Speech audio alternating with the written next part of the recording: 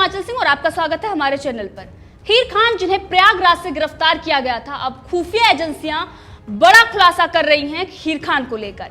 हीर खान के सिर्फ और सिर्फ पाकिस्तान से ही कनेक्शन सामने नहीं आए हैं, बल्कि कई ऐसे इस्लामिक देश हैं जिनके कनेक्शन उनसे रहे हैं। वो लगातार जो देश में कुछ ऐसे लोग हैं जिनकी मानसिकता, जिनकी विचारधारा उन लोगों से मैच करती है, जाकिर नाइक जैसे जो अंतरराष्ट्रीय आतंकी हैं, जिन देशों में छुपे हुए हैं और भारत के खिलाफ जो साजिश रची जा रही है उसकी अहम हिस्सा ऐसे लोग हैं जो इस वक्त बैठकर सोशल मीडिया पर भड़काऊ पोस्ट और भड़काऊ बयानबाजी कर रहे हैं। और उसमें से एक थी हीर खान। हीर खान से पूछताछ के लिए एटीएस और एसटीएफ के साथ दूसरी इंटेलिजेंस एजेंसियों को भी लगाया गया और पूछताछ में कई बड़े खुलासे हो रहे हैं। उनकी मां का कबूलनामा, दूसरी तरफ रवीश कुमार, पुण्य प्रसून वाजपेयी और अभिसार का भी कनेक्शन सामने आया है। वहीं पर सवाल कई है। सवाल यहाँ पर उठते हैं कि टूटे फूटे कमरे में रहने वाली गरीब हीर खान को महंगे फोन, महंगे लैपटॉप और यूट्यूब चलाने की जो सलाह थी वो आखिर पर्दे के पीछे से कौन दे रहा था। इन सब पर हम बड़ा खुलासा करने जा रहे हैं। लेकिन सबसे पहले आपको बता दें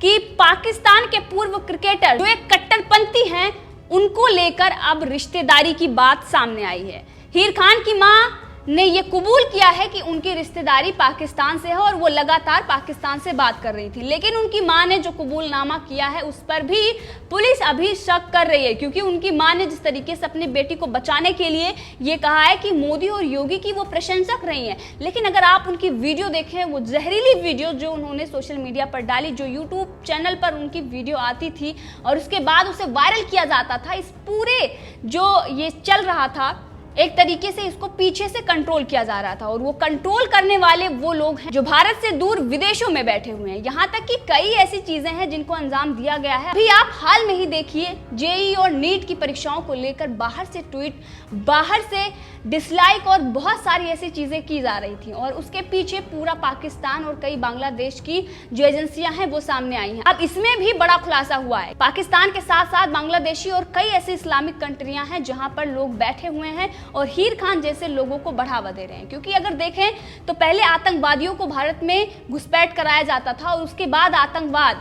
पूरे भारत में फैला हुआ था। लेकिन जिस तरीके से राष्ट्रीय सुरक्षा सलाहकार ने अजीत डोभाल ने उन आतंकवादियों पर कार्रवाई की है और मोदी सरकार लगातार उन आतंकवादियों को, अब इन लोगों ने अपनी प्लानिंग बदल दी है। अब आतंकवादी नहीं, जो यहाँ पर बैठे हैं, जो लोग इन्हें समर्थन कर रहे हैं, जिनकी विचारधारा इनसे मैच खाती है, उनको ये फंडिंग करते हैं और ऐसे लोगों को चुनकर लगातार उनको ऐसी वीडियोस, ऐसे पोस्ट उनको देते हैं जिससे वो भड़कें और उसके बाद वो लोगों को आपस में लड़ाने के लिए दूसरे लोगों को भड़काएं। ये पूरी एक चेन है और इस चेन में जो पर्दे के पीछे मुख्य आरोपी है, अब उस तक सरकार पहुंचेगी। अब कार्रवाई हीर खान पर हो रही है, बड़ी बड़ी एजेंसियां लगी हुई और पूछताछ होगी, क्योंकि हमने पहले भी आपको बताया था कि ऐसे लोगों के पीछे बड़ी बड़ी एजेंसियां काम करती हैं। पीएफआई जैसा संगठन इसमें हो सकता है। और अब खुफिया एजेंसियां भी यही बात कह रही हैं कि एक हीर खान जो इतनी गरीब है, इनको फंडिंग कौन कर रहा था। तमाम ऐसे सवाल हैं जो अभी भी खड़े हो रहे हैं और इसी बात को लेकर जांच हो रही है। अब हम बात करते हैं हीर खान के मां के कबूलनामे की,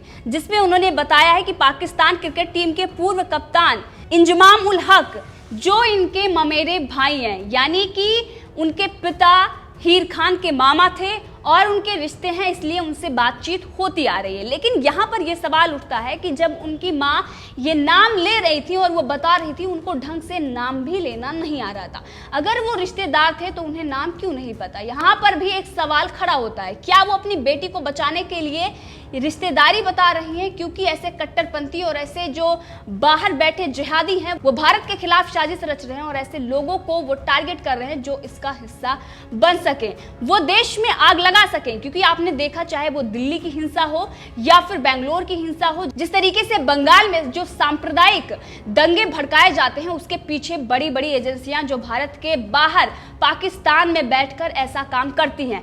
अब उसमें ऐसे ही लोगों को चुना जाता है जो सोशल मीडिया पर जाकर इस तरीके की चीजें कर सके और इसीलिए अब वो रिश्तेदारी बता रही हैं जब पूरा मामला खुल गया हो और पुलिस उनसे छानबीन कर रही है। अब इनके पास कोई और रास्ता बचा नहीं है, इसलिए वो रिश्तेदारी बताई जा रही है। लेकिन यहाँ पर एक और सवाल है कि जब 28 साल की हीर खान जो पढ़ी लिखी भी नहीं है और वो सोशल मीडिया पर जो 2 साल से सोशल मीडिया पर हिंदुओं के खिलाफ भड़काऊ पोस्ट, भड़काऊ वीडियो डालती आ रही हैं। 2 साल से वो YouTube चैनल चला रही हैं और वो 10वीं, सिर्फ और सिर्फ 10वीं पढ़ी लिखी हैं। तो इसमें कई सारे सवाल हैं कि इनको सलाह कौन दे रहा था, क्योंकि जो YouTube चैनल है वो भी आप देखिए, काला दिवस, 5 अगस्त को काला दिवस। अब काला दिवस जो ये बता रहे हैं, एक तरफ भूमि पूजन अभी हाल में ही हुआ है 5 अगस्त को, दूसरी तरफ अगर बात करें तो कश्मीर से धारा 370 हटाई गई है। अब इससे सबसे ज्यादा चिढ़ किसे मची है? पाकिस्तान को। अब पाकिस्तान ऐसे लोगों को भारत में इकट्ठा कर रहा है, उनको एक तरीके से सोशल मीडिया, अब ये पूरा अगर आप देखें तो ये ऑनलाइन, जिस तरीके से ऑनलाइन ये काम हो रहा है, आतंकवाद को बढ़ावा दिया जा रहा है, ऐसे आतंकवादियों को पनपाया जा रहा है जो भारत में बैठकर पाकिस्तान के लिए काम कर सके। और उनमें से एक थी हीर खान, लेकिन अब इनसे पूछताछ हो रही है। और वहीं अगर बात करें तो CAA NRC के आंदोलनों में भी ये बढ़ चढ़कर हिस्सा ले रही थी। भारत विरोधी कहीं भी कोई भी अगर दंगा होता था तो उसमें ये भाग ले रही थी, और इसकी जो पूरी फंडिंग हो रही थी वो भारत के बाहर से, बांग्लादेश और पाकिस्तान और तमाम जाकिर नाइक जैसे जो लोग बाहर बैठे हुए हैं, PFI जैसे लोग इनको फंडिंग कर रहे थे। और इसी के साथ अगर बात करें तो जिस कट्टरवादी गुट से वो जुड़ी थी उसमें पाकिस्तान से वीडियो आते थे, उन्हीं वीडियो को देखकर हीर तथा उनके जो साथी थे वो बौखला जाते थे और इंटरनेट पर अनाप शनाप वीडियो अपलोड करते थे। अगर बात करें तो उनके सोशल मीडिया ग्रुप में ना सिर्फ भारत के बल्कि कई राज्य जो भारत में हैं और इसके बाहर पाकिस्तान और बांग्लादेश के कट्टरपंथी जुड़े हुए थे, और इसीलिए एजेंसियों को ये शक है कि वो स्लीपर सेल भी हो सकते हैं, यानी कि ऐसे लोग जो यहाँ की इंफॉर्मेशन इकट्ठा करके जो पाकिस्तान और बाहर के जो आतंकवादी बैठे हुए हैं उनको वो यहाँ की इंफॉर्मेशन प्रोवाइड करवाते थे। और इसीलिए अब हीर खान से पूछताछ की जा रही है, उनका फोन, उनका लैपटॉप, सब कुछ जब्त कर लिया गया है और लगातार इस बात की जांच हो रही है कि आखिर उनको पीछे से बैक सपोर्ट कौन दे रहा था। सवाल यहाँ पर कई हैं। 10वीं फेल होकर भी वो जिस तरीके से अपना YouTube चैनल चला रही थी उसमें पर्दे के पीछे से कोई और ही खेल खेल रहा था।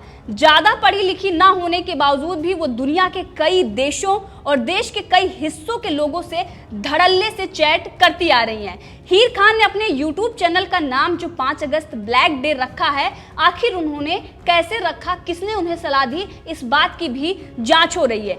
यही वो दिन है 5 अगस्त, जैसा कि मैंने आपको बताया, धारा 370 और राम मंदिर भूमि पूजन हुआ था। तो आखिर इन लोगों को भड़काने के लिए इनको ऐसी सलाह लंबे समय से कौन दे रहा था? यहाँ तक कि उनकी मां ने ये कहा कि वो मोदी और योगी के समर्थक रही हैं, लेकिन उनका कुछ समय से ब्रेन वॉश किया गया है, कुछ लोगों के, वो गलत लोगों के संपर्क में आ गई और उसके बाद उन्होंने इस तरीके की चीजें करने लगी और हिंदू विरोधी बातें लिखने लगी। अब आप समझ सकते हैं, एक ऐसा ग्रुप जहां पर कई कट्टरपंथी हैं और वहां पर जो वीडियो, जो पोस्ट आ रहे हैं वो ऐसी पोस्ट और वीडियो आ रहे हैं जिसमें ये कहा जा रहा है कि आपके बारे में हिंदू गलत चीजें फैला रहे हैं, भारत में ऐसी चीजें हो रही हैं, वहां का जो मुस्लिम है वो डरा हुआ है, उसे प्रताड़ित किया जा रहा है। यहां तक कि ये सिर्फ बाहर से चीजें नहीं आ रही हैं, बल्कि हमारे देश में बैठे कई ऐसे पत्रकार हैं जिनका जिक्र इन्होंने किया भी है, वो लोग भी इस चीज को चला रहे हैं। यानी कि जिनका समर्थन हीर खान को मिला हुआ था, उन्हीं लोगों का समर्थन ऐसे पत्रकारों को भी मिला है, चाहे वो रवीश कुमार हो, अविसार हो या फिर पुण्य प्रसून वाजपेयी हो, जिनका जिक्र हीर खान ने अपने वीडियो में भी किया था। उन्होंने कहा था ऐसे लोगों को सब्सक्राइब करें, यानी कि एक दूसरे को ये सपोर्ट कर रहे थे और इस पूरे मामले में ये एक दूसरे को समर्थन दे रहे थे।